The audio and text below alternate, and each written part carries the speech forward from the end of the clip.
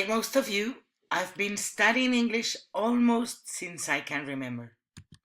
And nevertheless, I still struggle with it on many occasions. But why does this happen? What do you think? Is it because as a society we don't pay enough attention to it in the education system? Is it because, as some people say, we dub movies?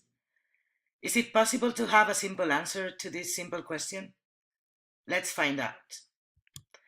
Last summer, I attended a TED conference in Tanzania. During one of the dinners, at any given point, I was surrounded by Indians, Pakistanis, and people from Nepal. We were holding a discussion, in English of course, on any given topic, and suddenly I realized that despite their weird accents, they were brilliant in terms of grammar and vocabulary. In short, they were really fluent in English. It was an epiphany for me. Not because I didn't know about Indians speaking perfect English. I know they share a past, even a present, with their former colonizers in England. But it was then, when I was even feeling a bit shy about my own way of talking. And for those of you who don't know me, I can tell you, I'm not shy at all. That I realized that something weird was happening here. I told the Pakistani guy about my concerns, and he told me not to worry. He explained how their education system works. They do elementary and primary schooling in their mother tongues, or the closest thing to their mother tongues, Urdu in Pakistan, Hindi in India, and from secondary school to university, everything is in English. As an explanation, it was okay. But it didn't heal my ultimate concern about the fact that in Spain it's very difficult even to learn the basics. And now tell me, how do you feel when you have to talk in English to a native speaker or to someone who's really fluent? Don't you feel a little tiny so you want the earth to open up and swallow you? Not long ago, I read an article in Business Insider about how good Scandinavian people are at English. The author, a guy called Benny the Polyglot, says you can become fluent in any language in just 3 months. And then your tongue rolls out of your mouth like this, and you feel so dumb. Do you think Scandinavians are language superhumans? I assure you they are not. Benny the Polyglot makes his point with some shaky information and connected figures and wrong and obvious data. First of all, he says these languages share a common root. Well, that's true, I have nothing to object here, but if this was the only reason, a Spaniard should find easy to learn French or Italian, given the common linguistic family and the similarity between many words. For instance, pain in French is pain, vino in French is vin, and so on and so forth. However, if it were that easy, we'd all speak perfect French.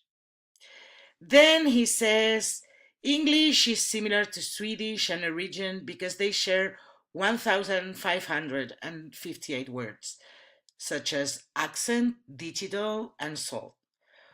Well, as you know, these three words in Spanish are acento, digital, and sal. In French, they are accent, digital, and sel.